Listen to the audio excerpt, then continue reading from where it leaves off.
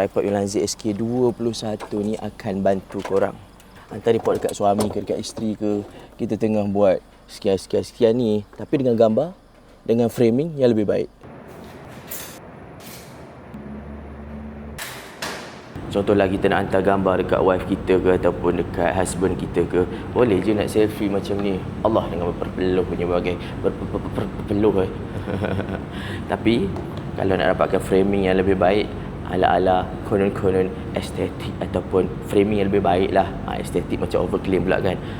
Framing yang lebih baik, so korang boleh gunakan tripod Ulanzi SK21 ni yang juga disertakan juga sekali dengan remote. So korang boleh guna Bluetooth shutter ni untuk korang tekan bergambar kan. Set up je phone macam ni, senang. Settle.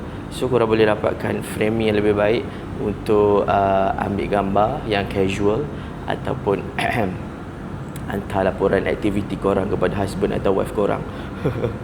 Ada ke? Kalau korang belum lagi dapatkan Ulanzi SK21 ni, korang boleh dapatkan sekarang dekat beg kuning. Okey, nak set up pun cepat dan senang, nak simpan balik pun cepat dan senang. So korang boleh dapatkan sekarang Ulanzi SK21 ni dekat beg kuning. Bye. Sambil tunggu baju siap ni mendobi. Tak salah kan kita buat konten, tebalkan sikit muka kita gitu. You dengan you dapat. Kita jumpa lagi dalam next video. Assalamualaikum, gerak lu, ciao. Ulanzi SK21 Ace Vlog in.